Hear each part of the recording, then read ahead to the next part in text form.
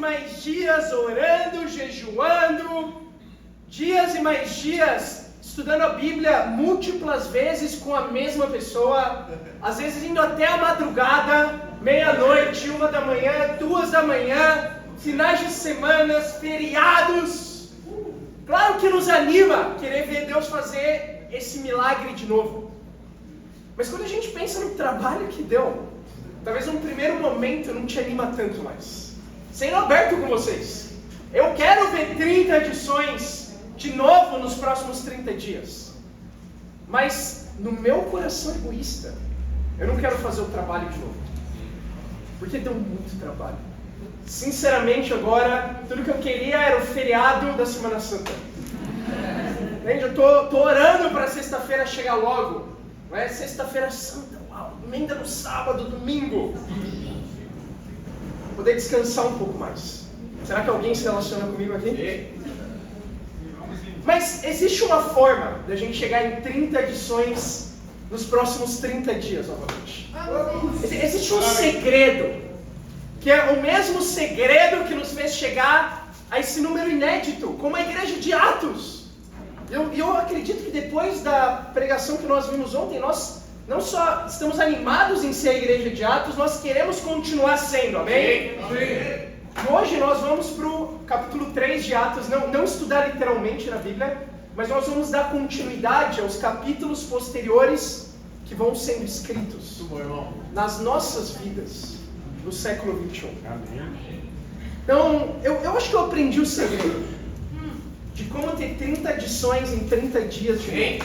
E é sobre isso que eu quero falar hoje. O tema da nossa aula é o segredo para 30 edições em mais 30 dias. Amém. Eu gosto de descobrir segredos. Você é aquela pessoa que quando alguém fala, tem um segredo para te contar. Você fica, cara, conta agora. Agora me conta. Você começou a falar. Calma, eu vou falar. Eu falei que ia contar. Eu vou contar para você o segredo. Eu quero te instigar só. Qual será que é o segredo? Será que só eu que saquei aqui? Começa a tentar imaginar antes de eu te falar. Será que foi a conferência? O segredo é fazer outra agora? Será que o segredo é... Chama Jason Dimitri e a gente tem que chamar ele de novo para São Paulo. Aí no próximo mês vão ter mais 30 edições. Será que o segredo foi a festa brasileira que a gente teve? Será que o segredo são os pedidos de namoro? Então, com mais namoros, mais batismos, será que tem uma relação aí? Não sei. Vamos em João 12. Jesus vai nos contar o segredo. Vamos lá, irmão. Vamos em pé, irmão. Vamos lá. João 12. Versículo 23. O segredo para 30 edições, mais 30 edições em mais 30 dias. João 12, 23. Vamos vir. É interessante porque o contexto de João 12 é Jesus entrando em Jerusalém. Na semana da Páscoa, que curiosamente é a semana que nós estamos agora. Então, eu acredito que Deus tem uma mensagem para nós essa noite, como Jesus tinha uma mensagem aqui para Israel. E a Bíblia fala no versículo 1, 6 dias antes da Páscoa, Jesus chegou a Betânia, onde vivia Lázaro, a quem ressuscitara dos mortos. Só para contextualizar. Com isso, nós vamos pular para o versículo 20. Entre os que tinham ido adorar a Deus na festa da Páscoa, estavam alguns gregos. Eles se aproximaram de Felipe, que era de Betsaida da Galileia, com um pedido. Senhor, queremos ver Jesus. Felipe foi dizê-lo a André, e os dois, juntos, o disseram a Jesus. Jesus devia ser um homem bem intimidador, né? Porque ele pregava poderosamente, ele fazia milagres. E aqui alguns gregos estavam em Jerusalém, eles queriam ver Jesus. E aí eles não vão até Jesus diretamente, eles vão até Felipe. E Felipe era um dos 12 apóstolos. É natural que se imaginar, pô, se eu chego até Felipe, eu chego até Jesus. É a lei do networking. Você chega a qualquer pessoa conhecendo as pessoas certas. Mas Felipe ficou intimidado também. Então ele fala, deixa eu falar com o André primeiro. Ele fala, André, eles querem ver Jesus. Eu não vou sozinho falar com Jesus. Você vai comigo. Tá bom, vamos lá. E vão os dois juntos até Jesus. E aí o versículo 23. Imagina isso, eles já estavam com medo. Olha o que Jesus fala agora na lata para eles. Jesus respondeu, chegou a hora do filho... chegou a hora de ser glorificado o Filho do Homem.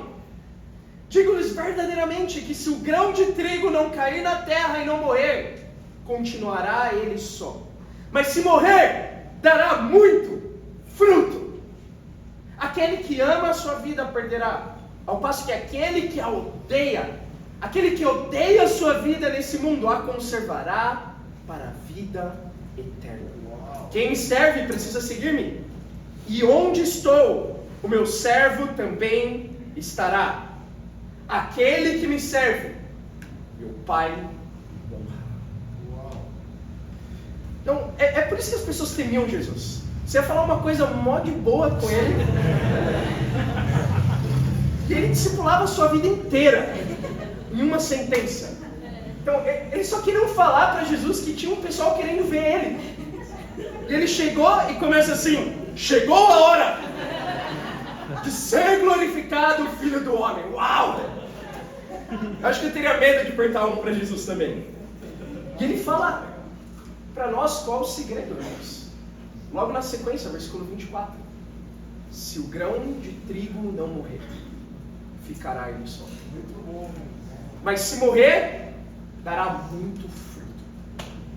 Primeiro ponto de hoje. Não há segredo. Há um custo.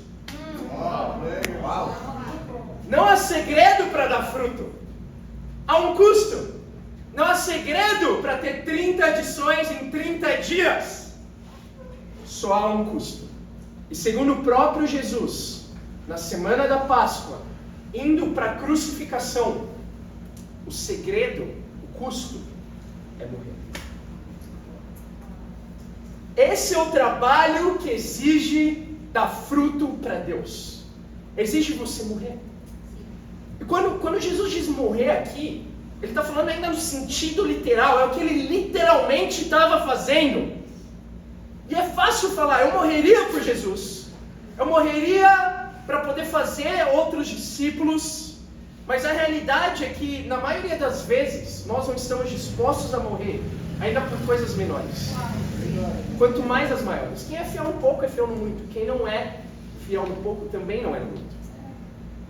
Para alguns de nós, é tão difícil ainda morrer para os nossos hobbies. Parece que os hobbies falam mais alto ainda do que a missão, por exemplo. Para alguns de nós ainda precisamos morrer para o conceito de uma vida equilibrada. Para alguns de nós esse é o nosso ídolo. Que nós ouvimos por aí, não, a sua vida tem que ser equilibrada. Olha, eu não consigo ler aqui um conceito de vida equilibrada com Jesus. Ele simplesmente deu tudo, ele deu a vida dele. Morrer para os nossos sonhos egoístas. É incrível ouvir as ofertas com eu e a Olímpia na igreja, vai lá, irmão, eu estou com você. Mas e quando Deus te chama para a missão, quando Deus te chama, mesmo aqui em São Paulo, a dar mais o seu bate-papo?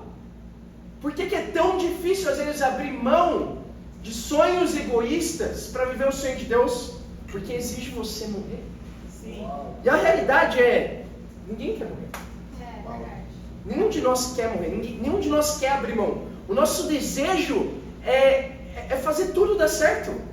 Mas não existe esse conceito com Jesus. Para o sonho de Deus viver, o nosso sonho egoísta precisa morrer. Então, falando a verdade aqui honestamente, depois de 30 adições em 30 dias, um feito inédito na igreja de São Paulo, a minha alegria era poder descansar um pouco essa semana. Pensar, feriado. Semana Santa. Não tem aula em algumas universidades aqui em São Paulo. É o momento perfeito para tirar um break. Mas, honestamente, depois de ver como foi a Semana Santa de Jesus, que iniciou com ele falando isso e terminou com a crucificação dele, com ele tão cansado a ponto de não conseguir carregar mais a cruz e ter que ser ajudado por Simão de Cirene, ele sendo pregado na cruz. E é isso que nós estamos mentalizando nessa Sexta-feira Santa. É a morte de Jesus. Como é possível eu cruzar os braços e não fazer nada? Descansar. Me alegrar pela vida que Deus me deu, sendo que Jesus morreu no meu lugar. Então, você vê, quando você olha para Jesus, ainda que o custo parece grande, você vê que ele não é nada. Porque Jesus deu tudo para você estar aqui hoje. Sim. Jesus deu tudo para que eu estivesse aqui agora. Então, irmãos, não é hora de descansar. Não é hora de dar menos. Nós temos, na verdade, hoje duas opções. Ou nós vamos nos conformar, ou nós vamos nos superar. Isso. Essas são as opções. Você pode estar conformado hoje já com o seu bate-papo. Amém? Já tem fruto, o bate-papo já cresceu, a igreja já também avançou ao longo desse ano, mas nós não vamos nos conformar. Amém, vamos, irmão. São Paulo está tão perdido hoje, com 300 discípulos na igreja, do que semana passada. São Paulo está tão perdida hoje, com 30 edições em 30 dias, do que semana passada. Sim. Nada mudou, então não é hora de se conformar, é hora de se superar. E para se superar não tem segredo. Você continua pagando o custo e os milagres continuam acontecendo. Então, mais uma vez, me inspira o custo que eu e Olímpia pagaram para ir para Campinas. Sim. Eles deixaram tudo, irmãos, tudo. Eles deixaram a família, deixaram a casa, deixaram o trabalho, abriram mão do dinheiro para se sustentar lá. Eles deixaram tudo, porque Jesus deixou tudo para morrer na cruz por eles. E deixar tudo é o que um discípulo faz. Verdade. Não uma vez na sua vida. Esse não é um chamado para você ser batizado. Esse é um chamado para a sua vida inteira. Sim. Então esse é o nível de trabalho duro que demanda ser como a igreja de Atos. É trabalho duro. Saímos do trabalho e sim, em vez de descansar, a gente estuda a Bíblia com alguém. Saímos do trabalho e vamos para o bate-papo. Entende? No almoço da universidade, em vez de almoçar, muitas vezes tem que comer um salgado. Porque tem bate-papo aí no meio, tem vários estudos acontecendo. Sim. Mas se você está disposto a morrer, hoje, outros podem viver. Esse é o custo para que outros possam viver. É você estar disposto a morrer. E a razão para fazer isso é bem simples, é o que a gente acabou de falar. Deixa o dedo em João e abre em 2 Coríntios 5 comigo. Vamos, Vini, prega. Excelente. Prega, irmão. Então, quando você está cansado, exausto ou quer se conformar, essa é a escritura para lembrar. Irmão. 2 Coríntios 5, versículo 13. Se enlouquecemos, é por amor a Deus. Se conservamos o juízo, é por amor a vocês. Pois o amor de Cristo nos constrange, porque estamos convencidos de que um morreu por todos, logo todos morreram, e ele morreu por todos, para que aqueles que vivem já não vivam mais para si mesmos, mas para aquele que por eles morreu e ressuscitou. Irmãos, é loucura o que nós estamos fazendo aqui, como igreja. É loucura. É loucura você sair do culto com fé de que um visitante que foi lá a primeira vez pode se batizar naquele domingo. Mas é o que nós fizemos. Sim. É loucura você ir até 2, 3 da manhã estudando a Bíblia com alguém, mas é o que nós fizemos. É uma loucura você desafiar alguém a terminar um namoro. É uma loucura você desafiar alguém a ir pedir perdão para os pais no mesmo dia e voltar para ser batizado perto da meia-noite no domingo. É loucura. Mas aqui Paulo nos lembra qual é a razão da nossa loucura. É por amor a Cristo. Amém. Que nós somos loucos. Amém. É por amor a Cristo que nós fazemos o que nós fazemos. É por amor a Cristo que nós deixamos tudo. Porque um morreu por todos, logo chegou a sua vez de morrer. Sim. Chegou a minha vez de morrer. Sim. E nós morremos para que outros possam viver. Amém. Irmão. Para que outros possam ter aquilo que nós temos. Isso. E a conclusão que eu tenho chegado é isso. Muitos de nós morremos nesse último mês. Nós nos sacrificamos. Nós não descansamos, não paramos, oramos, jejuamos, como eu falei, trabalhamos duro. Mas a realidade é essa. Nem todos aqui morreram. Prega, irmão. Tem muitas pessoas aqui sem olheira, na minha opinião. Tem muitas pessoas aqui muito tranquilas. Imagina o que aconteceria se cada um nessa sala aqui hoje está disposto a pagar o custo. Uau. Imagina o que aconteceria. Então, imagina se cada um de nós aqui tivesse disposto a pagar o custo que eu e a Olímpia tem pagado. De sacrificar tudo por amor à missão que Deus nos deu. É simples, você precisa morrer para que outros vivam. Para aqueles que estão se sentindo mortos já. Sabe qual é o custo para que Deus te use mais uma vez para dar mais fruto ao longo desse próximo mês, desses próximos 30 dias? O custo é o mesmo. É você morrer de novo, mais um mês, de trabalhar duro para Deus. Esse é o custo. E se o grão de trigo não morrer, vai permanecer ele só. Então, a gente chegou num ponto que a gente vai decidir quem nós vamos ser, quem a igreja de São Paulo vai ser. A gente vai ser uma igreja de campanha de um mês, como nós culturalmente fomos ao longo desses anos.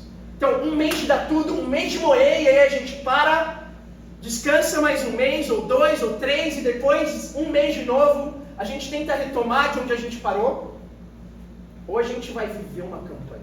Vamos. Essa é a pergunta que vai responder se nós vamos nos conformar ou nos superar. Vamos. Uma igreja que se conforma é uma igreja de campanha. Sim. Um mês e pronto, já dei meu tudo. Uma igreja que se supera é uma igreja que vive uma campanha. Sua vida é uma campanha. Cada dia, por amor a Cristo, você deixa tudo. Amém. Prega, irmão. Pega, filho. E é isso que nós queremos ser, irmãos. Então, esse é o ponto crucial para definir a cultura da igreja em São Paulo. Tudo bom, irmão? Então, nós já tivemos uma grande vitória para Deus. Deus nos deu a vitória.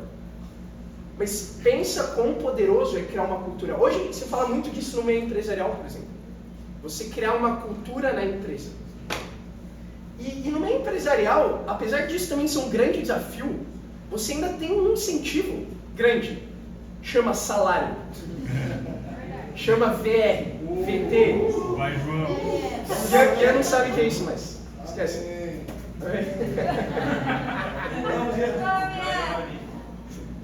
Agora você pode pensar, mas no reino eu não ganho nada e ainda dou minha oferta.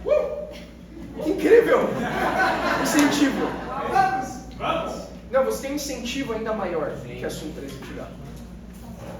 Jesus deu a vida por você. Jesus deu o sangue por você.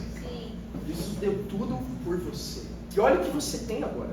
Você tem uma família.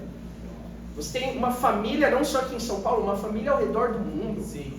Você tem um propósito na sua vida, algo que dá sentido a estarmos aqui agora. Entende? Diferente das pessoas que trabalham com você, que vão dia após dia para o trabalho e vivem uma vida sem sentido. Uma vida que... Essa vida é uma loucura. Trabalhar para comprar, para acordar no dia seguinte e odiar a sua vida, odiar o seu trabalho muitas vezes.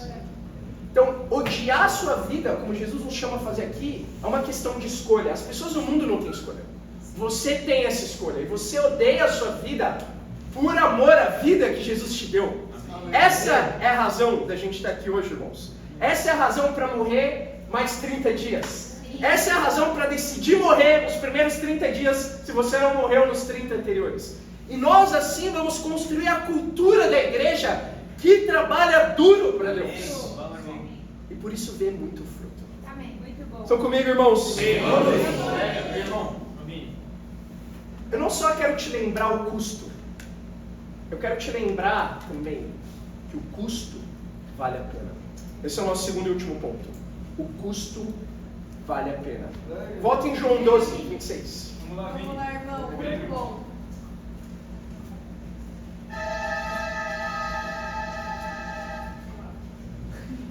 Tá vendo? João 12, 26. Quem me serve precisa seguir-me, e onde estou, meu servo também estará. Aquele que me serve, meu Pai o honrará. Agora meu coração está perturbado, e o que direi? Pai, salva-me nessa hora? Não! Eu vim exatamente para isso, para essa hora. Pai, glorifica o teu nome. Então veio uma voz dos céus. Eu já o glorifiquei, e o glorificarei novamente. A multidão que ele estava a ouviu. Disse que tinha trovejado. Outros disseram que um anjo lhes tinha falado. Jesus disse: essa voz veio por causa de vocês, e não por minha causa. Chegou a hora de ser julgado esse mundo. Agora será expulso o príncipe desse mundo. Mas eu, quando for levantado da terra, atrairei todos a mim. Ele disse isso para indicar a morte que haveria de sofrer. Jesus, nos momentos finais já, tinha plena consciência do que ia acontecer com ele. E ele sabia que essa foi a razão que ele veio para o mundo. Para viver uma vida que agradava a Deus. Para morrer na cruz e ressuscitar no terceiro dia. Ele sabia qual era a razão dele estar vivo. E nós também sabemos. Se nós estamos vivos hoje, se você está respirando hoje, se você abriu os olhos essa manhã, é por uma razão somente. Para você viver a missão 24 horas do seu dia como Jesus vivia. Se não, pensa logicamente. Seria muito melhor estar morto agora. Você estava nos céus com Deus, olha que incrível. Não é? Você ia estar lá. Você ia estar lá com Deus, nos céus, desfrutando. Mas se nós estamos aqui, tem uma razão. A razão é a missão, irmãos. E é isso que Jesus sabia. A minha missão foi vir aqui morrer pelos pecados da humanidade. Agora o que eu vou dizer? Deus, me salva dessa hora? Não! Eu vim exatamente para essa hora. Pai, glorifica o teu nome. Uau! Quando você lê isso te constrange? A resposta de Jesus te constrange? Como nós reagimos quando nós nos sentimos pressionados pela vida cristã? Olha, a vida cristã não só vai pressionar você, porque sim, além de todo o trabalho, todos os estudos, além das responsabilidades com a sua família, além de ter que fazer as tarefas de casa, limpar o banheiro, limpar a sua louça na cozinha, faz isso, amém? Você tem a missão mais importante do mundo nas suas mãos. Fazer discípulos, evangelizar, estudar a Bíblia com pessoas. É claro que isso gera uma enorme pressão. É uma pressão santa. É claro. E não é que o trabalho do ministério é cansativo. Ele te destroça. Olha o que fez com Jesus.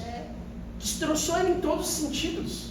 Fisicamente, emocionalmente, mentalmente, espiritualmente ainda. Ele tomou para si os nossos pecados, como se fosse deles. Ele foi separado de Deus. Então, ainda em Jerusalém, em Mateus 21, você tem a parábola dos lavradores. Vamos lá, irmão. Vamos lá, Vini. Prega, irmão, ensina. Muito bom, irmão. Vamos lá, Vini. E no final, isso é Jesus já em Jerusalém também. E aqui ele chama, em essência, o povo judeu a trabalhar para Deus, que é exatamente o que eles se recusaram a fazer. E ele fala isso. Portanto, eu lhes digo que o reino de Deus será tirado de vocês e será dado a um povo que dê frutos do reino. Aquele que cair sobre essa pedra será despedaçado, e aquele sobre quem ela cair será reduzido a pó. Então, Jesus está dando uma mensagem aqui a respeito do reino de Deus. O reino foi tirado dos judeus porque eles não quiseram fazer o trabalho. E Paulo fala, não se vanglorie disso, mas tema. Porque o mesmo Deus que tirou o reino do povo judeu dele, pode tirar de nós também, se nós não trabalhamos. E Jesus fala, aquele sobre quem essa pedra cair, falando do reino, será despedaçado. É isso que aconteceu com Jesus. Por amor ao reino e pelo o trabalho do reino despedaçou ele. Então, esse cansaço que você está sentindo agora, depois de trabalhar duro para Deus semanas, é o trabalho do reino, é o que exige. Vai despedaçar você também, por fora. Mas como mesmo Paulo fala, por dentro estamos sendo renovados dia após dia. Amém. Isso nos mostra que o trabalho vale a pena, irmãos. É um trabalho que desgasta, mas é um trabalho que renova. É um trabalho que vale a pena. E uma boa notícia, para te animar aqui. Está se sentindo cansado agora já? Depois de conferência, um mês trabalhando duro, vários batismos, vários estudos acontecendo. A igreja de São Paulo chegou no maior número de estudos que a gente já teve. Tem 270 pessoas estudando a Bíblia agora mesmo.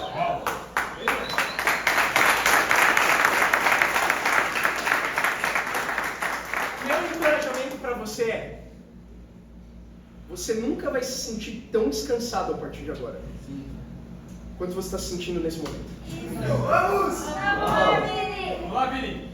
Como isso é animador? É muito animador. Porque como discípulos, nós ressignificamos o trabalho através da palavra de Deus. Mas a palavra de Deus também ressignifica o descanso. Descanso não é ficar no sofá o dia inteiro, morrendo sem fazer nada. Isso não é descanso, isso é tortura. Isso é terrível. Você não tem que almejar isso para a sua vida. Isso não vai te levar a lugar nenhum profissionalmente, não vai te levar para lugar nenhum academicamente e espiritualmente também. O que é descanso para um discípulo? É fazer a vontade de Deus. Você descansa porque, apesar de estar cansado, você está com a consciência tranquila, em paz. Porque eu estou fazendo o que Deus espera de mim. Existe sentimento melhor do que esse? Não existe. E o nosso alvo, irmãos, é aprender a descansar no cansaço. Pensa só é possível estar cansado se você trabalha. E se você trabalha duro. Então, exige o trabalho do ministério, mas ele nos recompensa a ponto de fazer a gente acreditar que vale a pena. Eu lembro um dos anos que eu me senti mais cansado na minha vida, foi 2018. O ano que eu casei com a Bia.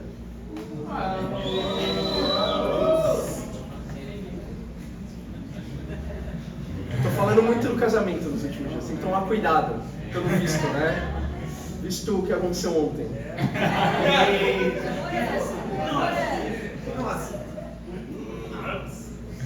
2018 foi um ano que eu me senti morto. Eu senti realmente, eu morri nesse ano.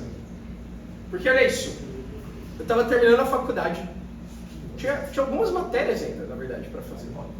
Meio período. Eu estava fazendo estágio no banco. Eu tinha que atravessar a cidade para ir de um lugar para o outro. Então, minha faculdade, região oeste, trabalho, região sul. Eu e Bia, pela graça de Deus, fomos chamados a liderar a região sul, a poderosa região sul, amém? A gente tinha começado o mestrado do ACCM também, nessa época. E além disso, planejando o casamento. 11 meses. Eu não tinha tempo para nada. Eu literalmente acordava por volta das 6, às vezes 5 da manhã. Chegava em casa 10 da noite. Comia e ia treinar, amém? Você quer casar, não chega. Pode decepcionar. Você fala, cara, as fotos vão ficar pro resto da minha vida. Entende? Quem sabe meus filhos vão ver um dia.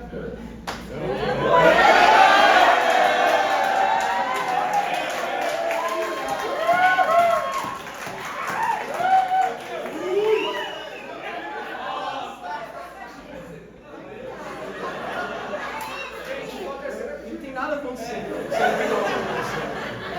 tem nada acontecendo.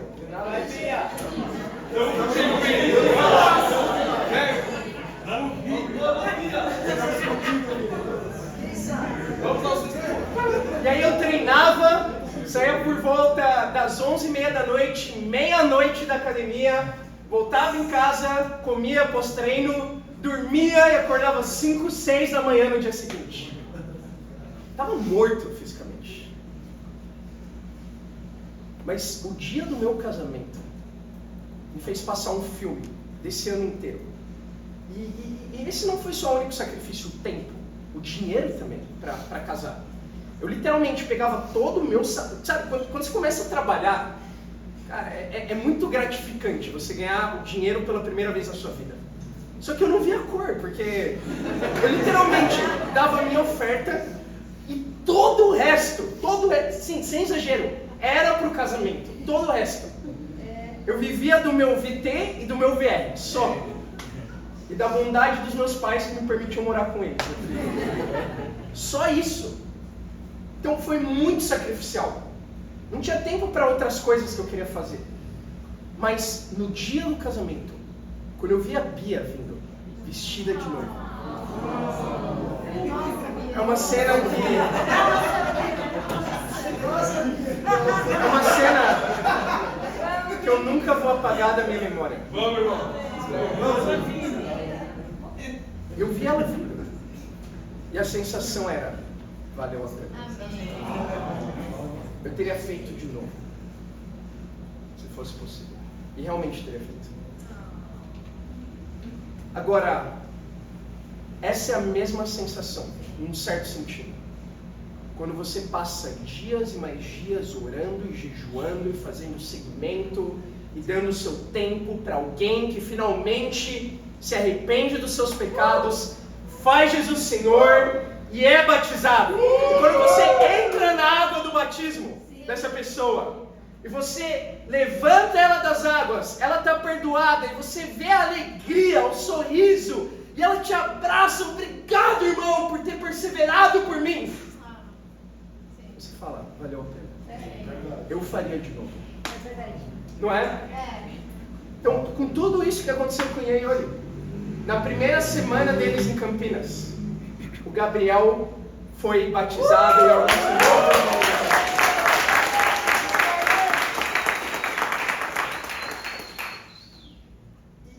E olha, tem sacrificado muito, como a gente já tem falado. Só que pergunta para eles se eles estão se lamentando por isso. Claro que não. Vale a pena. Vale a pena morrer para que outros vivam. E sem dúvida, essa é a sensação de cada um que entrou nas águas esse mês para batizar alguém. Sabe, você está lá no culto em cima, no púlpito, vendo os jovens cristãos fascinados de ouvir a palavra de Deus, de cantar as canções do reino. Vê vários deles aqui agora, inclusive. Te faz olhar e falar, uau, vale a pena. Porque se a gente não tivesse sacrificado tanto, talvez eles não estariam aqui com a gente hoje, tendo aquilo que eu tenho. Imagina quando a gente chegar no céu e estar diante de Deus. Deus talvez vai perguntar, e aí, valeu a pena deixar seu trabalho de novo? Olímpia, valeu a pena deixar os Estados Unidos de novo? Valeu a pena morar no chão da rap com a sua esposa? Valeu a pena deixar sua família mais uma vez para ir em Campinas? Eu não tenho dúvida que eu e ele lá do céu vão falar, valeu a pena. E isso vai valer não só para eles, mas quando Deus perguntar para o Caio, valeu a pena você ter terminado o seu mestrado, ter uma oportunidade de fazer doutorado na Rússia, onde você sempre sonhou em estudar, ter uma bolsa para ir lá, valeu a pena deixar isso, para ser um integral na igreja, para depois se mudar para o Rio de Janeiro, deixar tudo aqui, o dia após o falecimento do seu pai, e ver o time missionário crescer em quase 100 discípulos, que nós vamos chegar lá esse ano, depois voltar para São Paulo, assumir a Leste, valeu a pena. E o Caio vai lembrar do amigo dele, Yuri, que foi batizado essa semana. Vai lembrar de muitos outros que ele convidou, que ele estudou a Bíblia. Ele vai falar, valeu a pena. Deus vai falar a mesma coisa para o Valdir e para a Carol. Valeu a pena, Valdir. Você se matar para liderar a região oeste, fazer doutorado, nesse meio tempo, Sabe, dá um tempo que você não tem literalmente. Valeu a pena, Carol, deixar o seu trabalho mais uma vez para abraçar a missão. Valeu a pena mudar da casa onde você estava para ir para Rap, morar com seu marido, o que definitivamente não era seu sonho, nem um pouco. Valeu a pena. E ela vai olhar para todas as mulheres e ele para todos os homens que se batizaram na região oeste. Eles vão falar, valeu a pena. Valeu a pena, Gabriel e Amanda, que foram para Bogotá ser missionários, voltaram para São Paulo, foram para São Carlos, voltaram, não tinham onde morar, tiveram que morar com o Vini Bia por 2 semanas, com as coisas deles lá jogadas.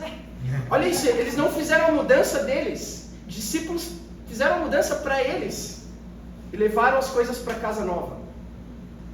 Valeu a pena todo esse sacrifício. E eles vão olhar para o lado, para as 12 almas que foram salvas só na região sul esse ano. E eles vão falar, valeu a pena. Valeu a pena, Taíde e Gabi. Valeu a pena todo o sacrifício, valeu a pena. Isso não só os líderes de região que eu estou citando. Valeu a pena cada um de nós que tem sacrificado tudo nesses últimos 30 dias. Irmão, sem dúvida, cada um aqui vai responder, sim, valeu a pena. Amém. E esse é o chamado para nós, nos próximos 30 dias.